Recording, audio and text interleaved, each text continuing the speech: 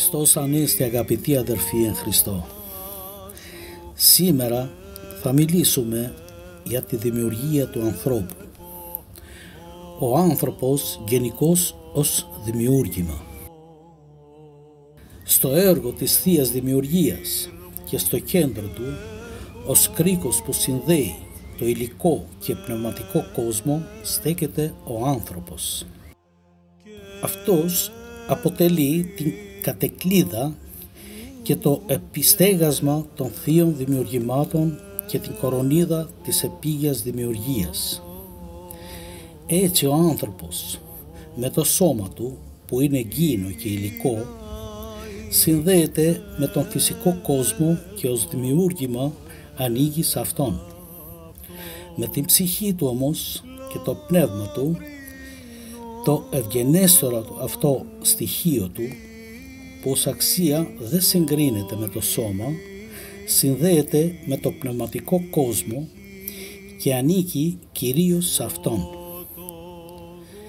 Έτσι υπερέχει πολύ, τα μέγιστα υπερέχει ο άνθρωπος από τον άλλο γήινο και υλικό κόσμο. Αυτή την υπεροχή του την αποδειχνεί και ο τέλειος ιδιαίτερος και εξαιρετικός τρόπος της δημιουργίας του. Ενώ δηλαδή όλα τα άλλα δημιουργήματα τα έκανε ο Θεός με ένα δημιουργικό του πρόσταγμα, ένα λόγο έλεγε ο Θεός, τον λόγο γεννηθήτω και αμέσως γινόνταν, για τον άνθρωπο χρησιμοποιεί άλλον τρόπο. Ο ίδιος ο Θεός προσωπικά επεμβαίνει και πλάθει το σώμα από χώμα και έπειτα εμφυσά στο σώμα αυτό το γήινο πνοή ζωής, την ψυχή δηλαδή, και καταρτίζεται ο άνθρωπος σε έμψυχο όν. Έπειτα και από την πλευρά του Αδάμ πλάθει την Εύα, την πρώτη γυναίκα, για να είναι της ίδιας φύσεως με τον άνδρα και γυναίκα. Η Γραφή λέει: «Και έπλασεν ο Θεός τον άνθρωπον χουν από της γης και ενεφύσισεν εις το πρόσωπο αυτόν πνοή ζωής και γένετο άνθρωπος εις ψυχήν ζώσαν». Και έτσι με πολλή ευγνωμοσύνη προς τον Θεό έψαλε κατόπιν ο προφήτης Δαβίδ: «Οι χειρές μου επίσαν με και έπλασαν με». Ψάλλει πάντοτε και η Αγία μας Εκκλησία: «Γήθεν μου απ' τη γη, απ' το χώμα, το σώμα διέπλασας, δε δοκάς δε μη ψυχήν την θείαν σου και ζωοποιώ έμπνευση». Οι εκφράσεις βέβαια αυτές της Αγίας Γραφής είναι συμβολικές και εικονικές. Θέλουν να δείξουν τον στενό σύνδεσμο του ανθρώπου και με τη γη και με τον ουρανό, τον Θεό δηλαδή. Προς τη γη με το σώμα του, που είναι χωματένιο, και προς το Θεό με την ψυχή, που είναι αυτή πνευματική και αθάνατη. Έχει λοιπόν υπέροχη θέση και αξία μέσα στη δημιουργία ο άνθρωπος. Υπέροχη θέση έχει ο άνθρωπος μέσα στο ζωικό βασίλειο της γης, και φαίνεται η υπέροχη αυτή αξία και θέση του στο τρόπο και τα συστατικά με τα οποία πλάστηκε και στην ασύγκριτη αξία της πνευματικής και αθάνατης ψυχής του. Γι' αυτό καλεί τον καθένα μας ο Ιερός Πατήρ της Εκκλησίας μας, Μέγας Βασίλειος, και μας λέει: «Γνώρισε τη φύση σου, ότι το σώμα σου είναι θνητό, είναι όμως αθάνατη η ψυχή σου. Φρόντισε τη ψυχή σου που είναι κάτι το αθάνατο». Αυτή η υπεροχή και αξία του ανθρώπου γενικώς φαίνεται και ξέρεται και από τον λόγο του προφήτου προς τον Θεό: «Λίγο κατώτερο από τους αγγέλους έκανες τον άνθρωπο, Θεέ μου. Τον σεφάνωσες όμως με δόξα και τιμή και τον κατέστησες βασιλιά σε όλη την κτήση, που είναι δημιούργημα των χειρών σου. Λοιπόν, μεγάλη αξία του ανθρώπου ως δημιουργήματος του Θεού και εξαιρετική θέση του, ηγεμονική και κυριαρχική λόγω της υπέρτερης αυτής αξίας του μέσα στα έργα της δημιουργίας του Θεού. Τα συστατικά του ανθρώπου. Δύο είναι τα συστατικά από τα οποία αποτελείται ο άνθρωπος: το σώμα και η ψυχή. Το σώμα γήινο, υλικό και φθαρτό, γι' αυτό και θνητό. Η ψυχή πνευματική και αθάνατη και η ζωή της ποτέ δεν διακόπτεται. Γι' αυτό και η Εκκλησία εύχεται στις κηδείες για τον νεκρό. Το μεν σώμα αυτού εις τα έξω συνετέθη διάλυσον. Την δε ψυχήν αυτού εν σκηνές Αγίων κατάταξον. Δηλαδή, διάλυσε Κύριε το σώμα του στα συστατικά από τα οποία απαρτίστηκε, επειδή είναι φθαρτό. Την ψυχή όμως κατάταξέ την στις σκηνές των Αγίων σου σε νέα ανώτερη ζωή, επειδή είναι άφθαρτη και αθάνατη. Η ψυχή λοιπόν δίνει ζωή στο σώμα, αλλά και δρά με το σώμα και με το σώμα ολοκληρώνει τα έργα της. Το σώμα είναι το κατώτερο συστατικό. Η ψυχή το ασύγκριτος ανώτερο από το σώμα. Αυτό το βεβαιώνει και ο λόγος του Κυρίου που εξέρει την ανυπέρβλητη αξία της ψυχής σε σχέση με το σώμα και με όλα τα υλικά πράγματα. Τι ωφελήσει άνθρωπον εάν κερδίσει τον κόσμο όλων και ζημιωθεί την ψυχή αυτού, ή τι δώσει άνθρωπος αντάλλαγμα της ψυχής αυτού, δηλαδή τι θα ωφελήσει τον άνθρωπο αν κερδίσει όλο αυτό τον υλικό κόσμο και στο τέλος χάσει την ψυχή του, ή αν ένας άνθρωπος χάσει την ψυχή του, τι μπορεί να δώσει ως αντάλλαγμα για να την εξαγοράσει από την αιώνια απώλεια.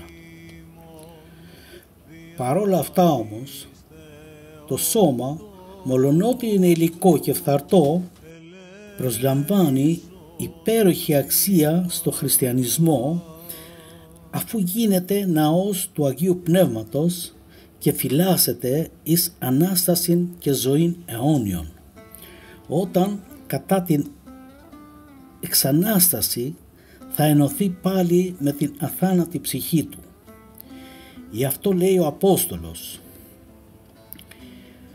«Ουκ είδατε ότι το σώμα ημών ναός του εν ημίν Αγίου Πνεύματος εστίν, ου έχετε από Θεό και ουκ έστε εαυτόν».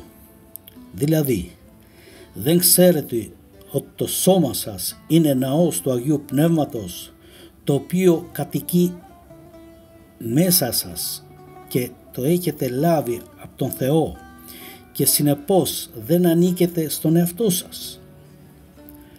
Επομένως, είναι φανερή και η αξία του σώματος, αφού τόση τιμή προσλαμβάνει ώστε να γίνεται κατοικητήριο του Αγίου Θεού. Αλλά και πόση προσοχή χρειάζεται για να διατηρείται αγνό και άμωμο, αφού θα κρατά μέσα του τον Άγιο Θεό. Άγιος ο ενίκιος του, Άγιος και αυτό. Και επιπλέον πρέπει να είναι και να μείνει αγνό και άγιο, αφού παραδίδεται τώρα δια του θανάτου στην φθορά, αλλά και θα αναστηθεί, όπως είπαμε, σε νέα άφθαρτη και αιώνια ζωή. Αθάνατη λοιπόν και θεοειδής η ψυχή, και γι' αυτό η αξία της είναι ασύγκριτη σε σχέση με τα υλικά.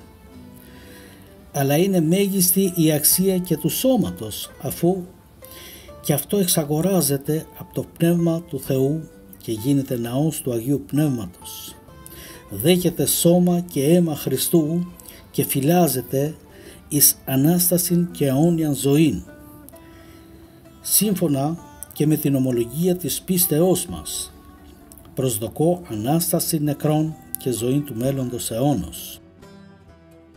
Οι Άγιοι Πατέρες, όταν αναφέρονται στη διπλή αυτή σύσταση του ανθρώπου,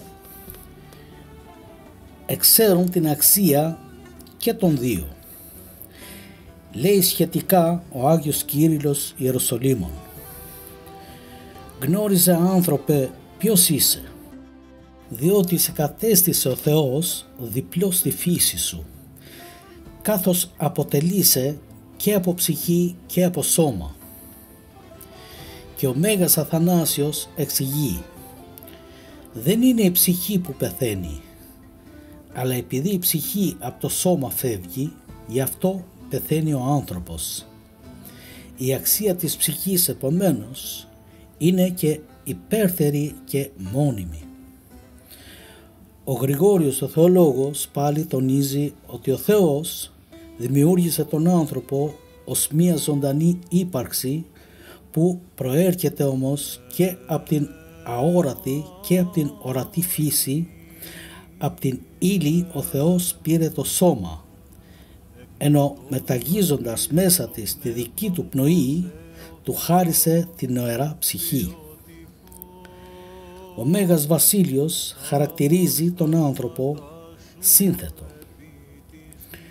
από ψυχή και σώμα και εξηγεί ότι η μεν σάρκα του προήλθε από τη γη, ενώ η ψυχή του από τον ουρανό. Ο Γρηγόριος Νήσης παρουσιάζει τον άνθρωπο ένα που αποτελείται όμως από ψυχή και σώμα. Και ο Ιερός Χρυσόστομος: «Ο Θεός συνέστησε από δύο ουσίες τέτοιο ζώο θαυμαστό και λογικό και συνέδεσε την άειλη ουσία της ψυχής στο σώμα». Όλοι εδώ οι πατέρες το ίδιο λένε, ότι ο άνθρωπος αποτελείται από τα δύο αυτά συστατικά, από το σώμα και τη ψυχή. Και ο Ιερός Χρυσόστομος προσθέτει: «Σε αυτά τα δύο ξεχώρισε ο Θεός τον άνθρωπο, στην ψυχή και το σώμα. Και είναι, λέει, η σάρκα χωρίς λογική και έρημη από σύνεση και φρονιμάδα και άγεται και φέρεται από επιθυμίες. Δεν κυβερνά το σώμα την ψυχή. Την σοφία και τη λογική την έχει η ψυχή και η ψυχή διακρίνει τι πρέπει να κάνει και τι πρέπει να αποφεύγει το σώμα». Και ο Άγιος Αυγουστίνος λέει ότι ο άνθρωπος αποτελείται από σώμα και ψυχή, αλλά η ψυχή δεν είναι όλος ο άνθρωπος, αλλά το τελειότερο μέρος και στοιχείο του. Ούτε το σώμα είναι ο όλος άνθρωπος, αλλά το κατώτερο μέρος του. Επειδή όμως και τα δύο έχουν συνδεθεί μεταξύ τους, ονομάζεται και το καθένα χωριστά άνθρωπος. Εξωτερικός άνθρωπος το σώμα, εσωτερικός άνθρωπος η ψυχή, σαν να ήταν δύο άνθρωποι, ενώ και οι δύο είναι ένας άνθρωπος. Όπως και ο Κύριος ως άνθρωπος αποτελούταν εκ ψυχής, λογικής και σώματος, σύμφωνα με την Τρίτη Οικουμενική Σύνοδο, και όπως και ο Ιερός Δαμασκηνός τέλος είπε ότι ο Θεός δημιουργεί τον άνθρωπο και από την ορατή και από την αόρατη φύση, διαπλαθώντας το σώμα του από την γη, ενώ τη λογική και νοερή ψυχή του την έδωσε μεταγίζοντας μέσα του το δικό του θείο εμφύσιμα. Και η Εκκλησία ψάλλει: αρχή για την ύπαρξή μου έγινε το δημιουργικό σου πρόσταγμα, διότι για να με πλάσει ζω ανάμεικτο από ορατή και αόρατη φύση, το μεν σώμα μου τον πήρες από τη γη. Μου έδωσες όμως και ψυχή με τη θεία και ζωαρχική σου έμπνευση. Την ύπαρξη της πνευματικής ουσίας του ανθρώπου, δηλαδή της ψυχής, την αρνούνται οι χιλιαστές. Αυτοί ισχυρίζονται και λένε ότι η ψυχή δεν είναι πνευματική και αθάνατη, αλλά θνητή, μία ζωική δύναμη που με τον θάνατο του ανθρώπου εξαφανίζεται και αυτή. Δηλαδή, σαν τη ψυχή των ζώων, που είναι απλώς μία δύναμη που δίνει ζωή στον ζώο. Αυτή είναι μία από τις μεγάλες πλάνες και αιρέσεις τους, σαν εκείνοι που είχαν οι θνητοψυχητές της παλαιάς εποχής. Ο πρώτος άνθρωπος γενάρχης όλου του ανθρώπινου γένους. Όλοι γνωρίζουμε πως επάνω στο πλανήτη μας, τη γη, δεν κατοικεί μία φυλή και δεν μιλείται μία γλώσσα. Κάποτε βέβαια δεν ήταν έτσι. Όπως μας λέει και η Παλαιά Διαθήκη, δηλαδή ο Λόγος του Θεού που είναι η αλήθεια, στην πολύ παλαιά εποχή και μέσα τον κατακλυσμό στην εποχή του Νόε, «Ειν πάσα η γη χίλιος εν και φωνή μία πάση».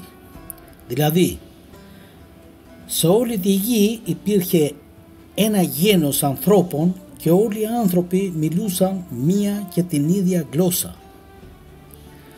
Όταν κατόπιν αποφάσισαν να κτίσουν το πύργο της Βαβέλ από αλαζονία και υπερηφάνεια για να βγάλουν όνομα και να γίνουν ξακουστοί, τότε ο Θεός τους σύγχυσε την γλώσσα για να μην μπορούν να συνεννοηθούν και να φτιάξουν έτσι εγωιστικά τον πύργο τους. Από τότε οι άνθρωποι σκόρπισαν σε όλη τη γη, έγιναν διάφορα γέννη και άρχισαν να μιλούν διάφορες γλώσσες. Έτσι λοιπόν όλο το ανθρώπινο γένος, που ως την ώρα εκείνη ήταν ενωμένο και ενιαίο, χωρίστηκε σε διάφορες φυλές. Έγιναν διάφορα έθνη, διάφορες γλώσσες, διάφορες γενεές, με διάφορα χρώματα, ανάλογα και με τις κλιματολογικές συνθήκες που είχαν τα διάφορα μέρη που κατοίκησαν. Αλλά αυτό δεν σημαίνει πως το ανθρώπινο γένος δεν είναι ένα γένος όλο και δεν είχε ένα γενάρχη και πατέρα. Όχι.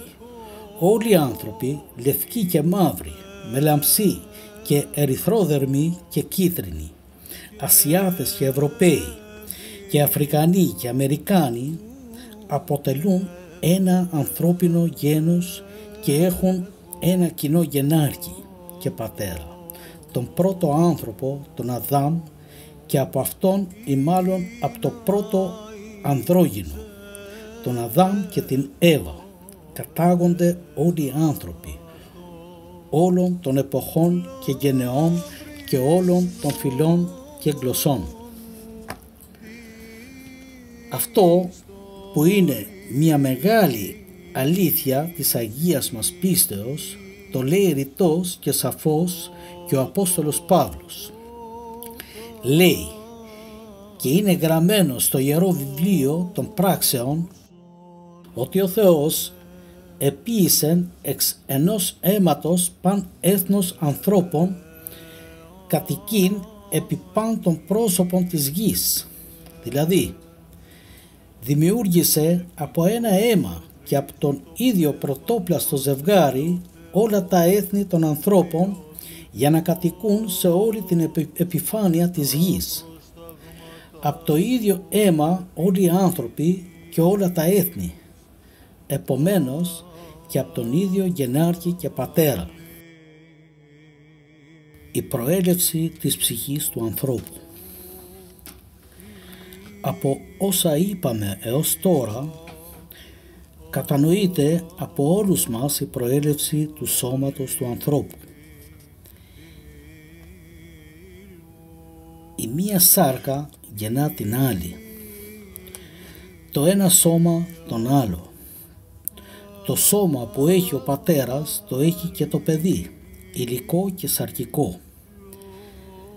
Αλλά η ψυχή από πού προέρχεται και πώς γεννιέται η ψυχή στο κάθε άνθρωπο? Είναι απευθείας δημιούργημα του Θεού κάθε ψυχή για κάθε άνθρωπο, όπως έγινε με την πρώτη ψυχή του πρώτου ανθρώπου που, όπως λέει και η Αγία Γραφή, ενεφύσισεν ο Θεός εις το πρόσωπο αυτού, του Αδάμ δηλαδή, πνοήν ζωής και εγένετο άνθρωπος εις ψυχήν ζώσαν. Δηλαδή, φύσηξε ο Θεός στο πρόσωπο του Αδάμ ζωτική ενέργεια και έτσι έγινε ο άνθρωπος ζωντανή ύπαρξη με ψυχή λογική. Αυτό γίνεται ή μεταλαμπαδεύεται η ψυχή από το ένα άνθρωπο στον άλλο, με την απόφαση βέβαια και στην περίπτωση αυτή του Θεού, αλλά και τη συμμετοχή του ανθρώπου?